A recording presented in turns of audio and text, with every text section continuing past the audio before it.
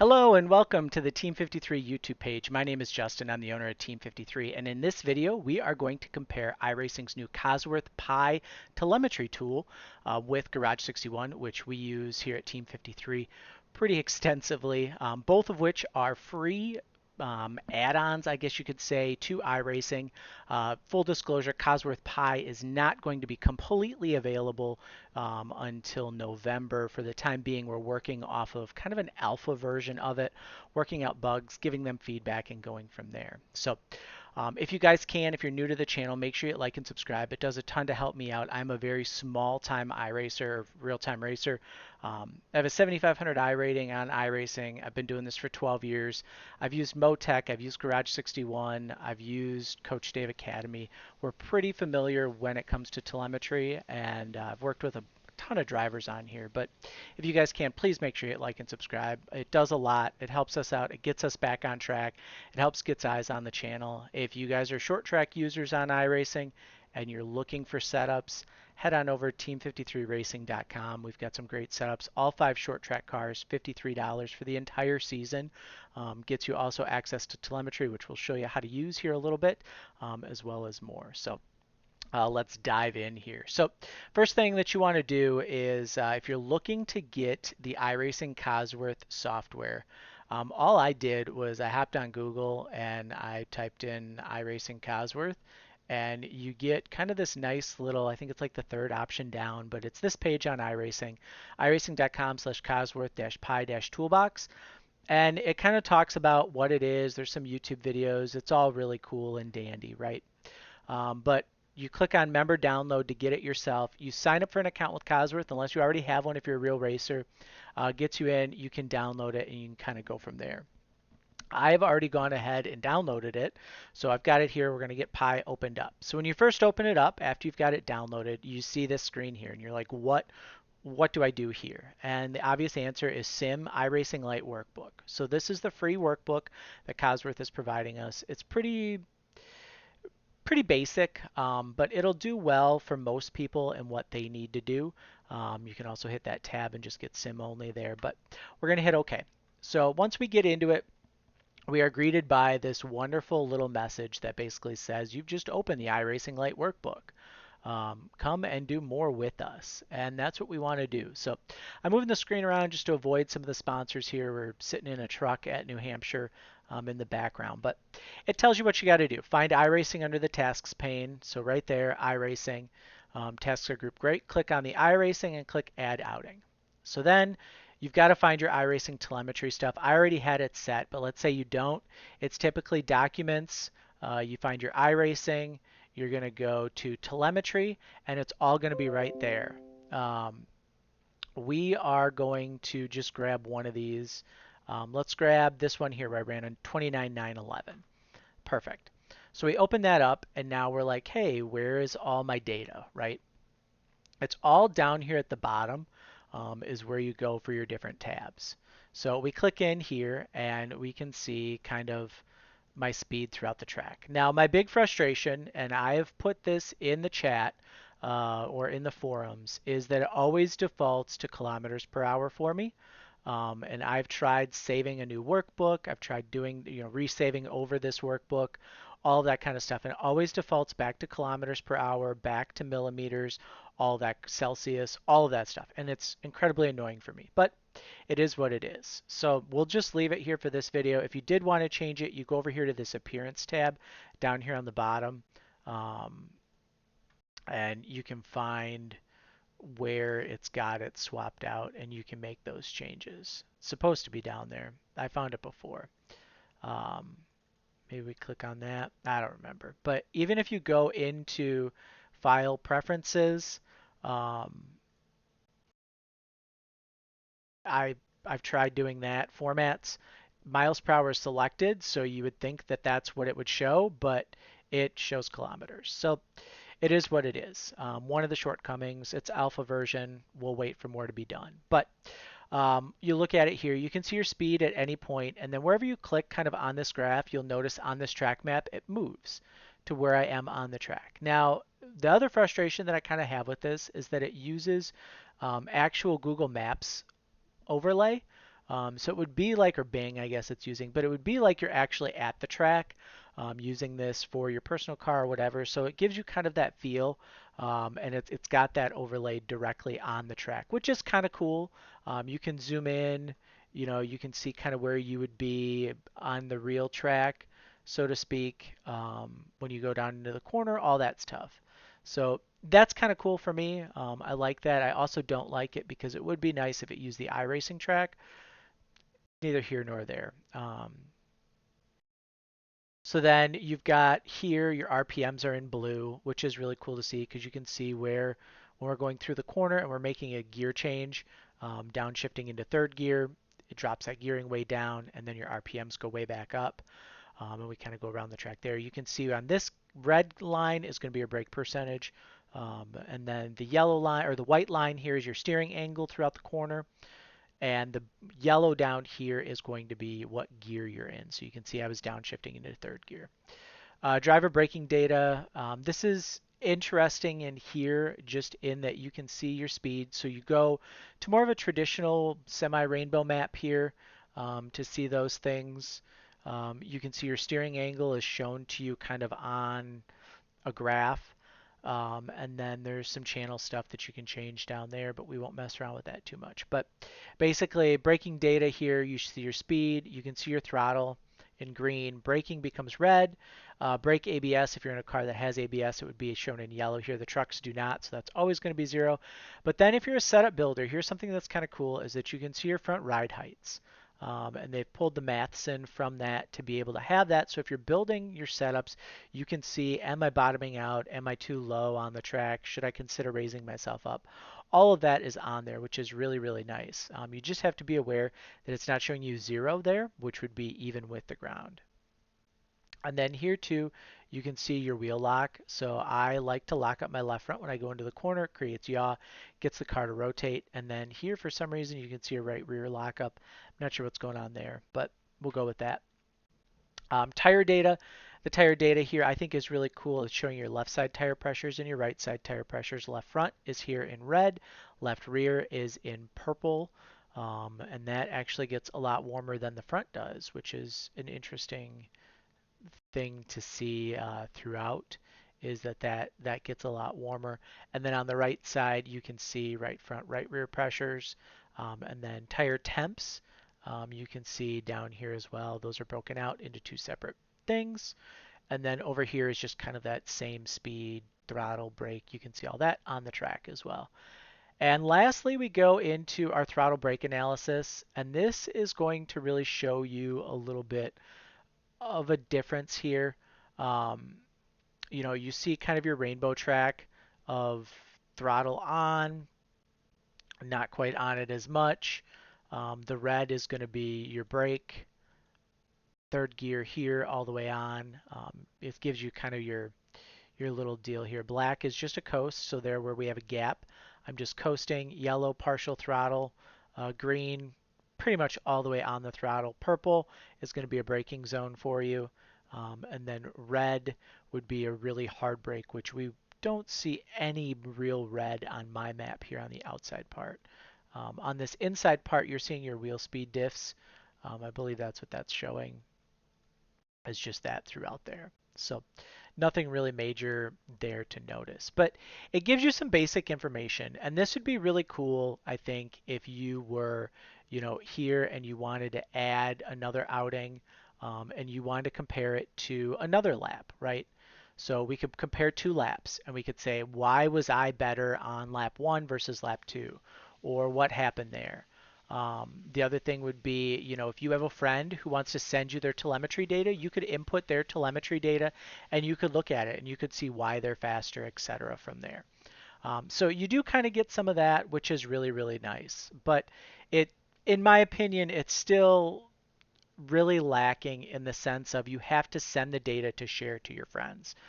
If you want to use it in person, you've got to wait until the session's over with to look at it when the iRacing telemetry updates. So you don't have that real-time capability yet, which is kind of frustrating, especially from a coaching perspective too. This tool is extremely limiting to where the user on their personal computer would have to be using it and showing it to you, and you're looking at it through Discord, etc. Which is why, I mean, in my opinion, still the king of free software is going to be Garage 61. And, you know, we use it on Team 53 pretty extensively. So when you hop into Garage 61, you sign up for your account. You're greeted kind of with, it would be this page is typically what you would see. And then what we would do is we would just go up here and click on the Go to App. And that brings me into here, and you can see everything that's going on track. I'm on a team, so sometimes I'll see if I have a teammate on track, etc. It'll show me. But let's just say I want to look at my laps. So I click in here, and it shows me my sessions. I just did a 0 lap session a little bit ago just to have some data in case I needed it. But you can see, you know, previous sessions that you've done, etc. like that. If we look like the super late model at 5 flags, I have a ton of laps on here. You can see all my offline testing that I've done anytime I have my telemetry turned on. So, you know, we can look at that. And the cool thing about Garage 61 is that it automatically uploads into their servers. So anytime you're in a session and you get out of the car and you go back to the main replay screen on iRacing, it will upload into Garage 61. Now, on occasion, if the servers are really busy, you know, in the evenings, etc., it will take a little bit more time for the information to upload to Garage 61. You can pay for a version of Garage 61. I believe that gets you a little bit quicker upload time. We've always just used the free, and we've had really, really good luck. So the cool thing about this, so as you recall with Cosworth, we're constantly having to search for the right session. You know, you're adding the session and you're seeing, you know, right click on your task, and then you've got to look at it, or I guess it would be add an outing into this task, and you'd have to say, okay, here's the one that I'm looking for. My fast lap time was a 31.3. That's what I want to look at. So you have to find where that data is in there, and kind of see where that might be, which is, you know, it's kind of sucks, but that's what you're used to if you look at Motec. Within Garage 61, it will tell you, you know, run one. You can look in at your laps. It shows you in purple what your fastest lap was. And let's say we want to analyze that lap. So we click in here and we tell it to analyze. And then just like Cosworth, you can see all of this stuff going on over the course of the lap. You can see your sector splits, which is a big thing with Cosworth right now is they don't have sectors built in. So you have to create your own sectors. So if you're a road course racer and a track has 6 sectors in Cosworth, you have to go in and build those individual sectors in of where you want them.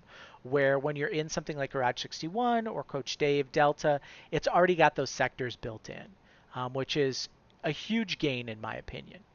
The other thing that's really nice about this is that it uses kind of a paper track map so that you can really see on the track where you're at. You know this top bar here, it says speed, the second bar throttle, brake, gearing, and then this is your steering wheel angle. It will not tell you your ride heights and things of that nature when you're going around the track. It just won't. So that is what it is. But let's say we want to go in and we want to pull somebody else's data.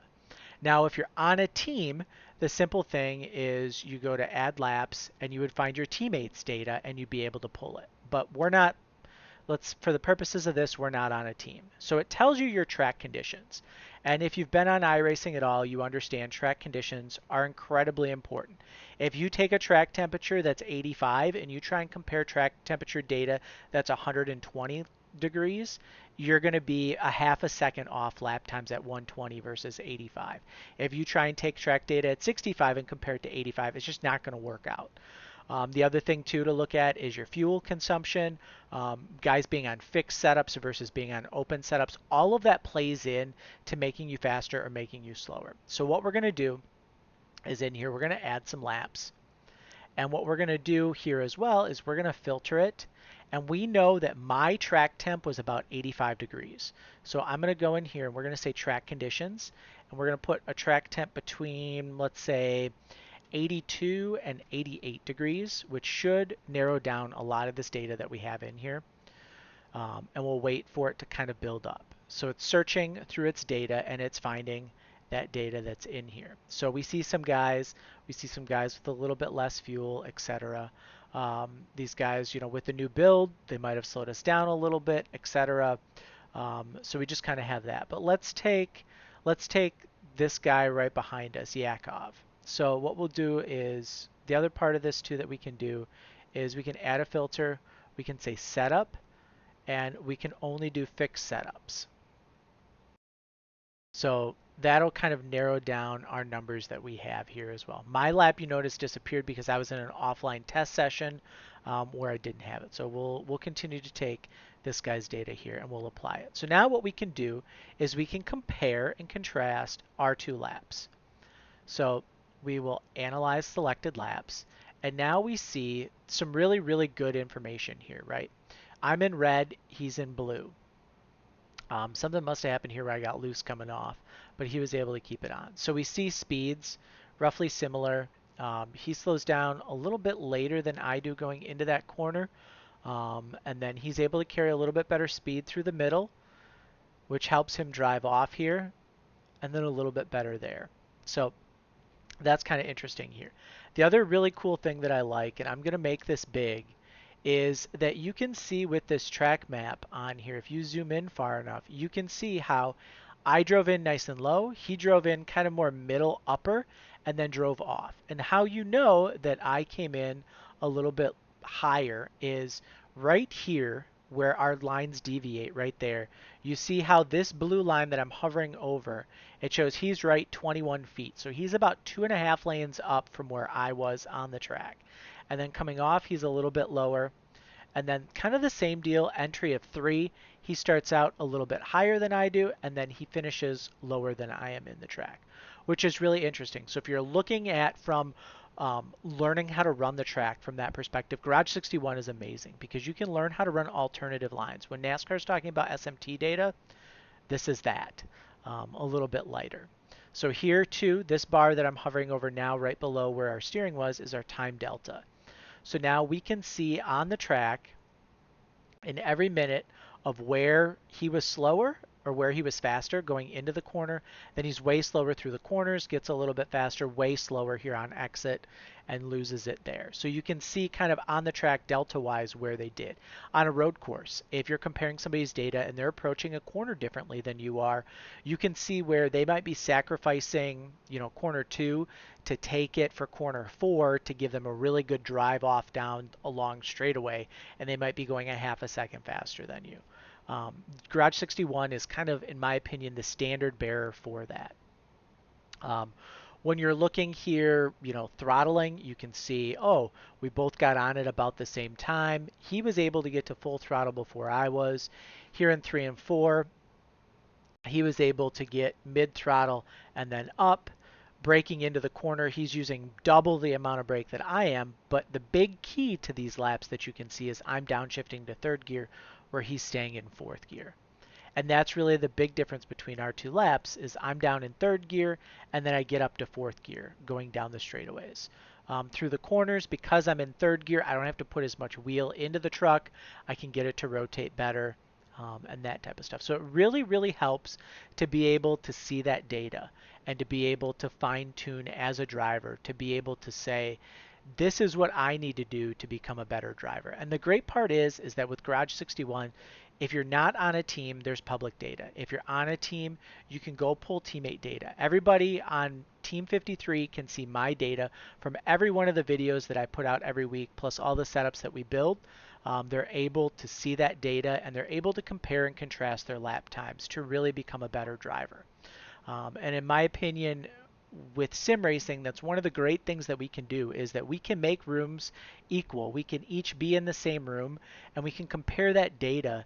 And if you have a coach or if you learn to understand the data and how to use it, you can really learn to become a better driver. And I feel like iRacing, the Cosworth Pi is close. It's really good for dissecting your own data and for comparing your own lap times. But as it stands right now, I feel like it's just going to be too difficult for the common racer to be able to pull that data together. And maybe you guys have different opinions. Let me know down in the comments. Let us know too what other things you'd like for me to compare, and we will see you guys in the next video.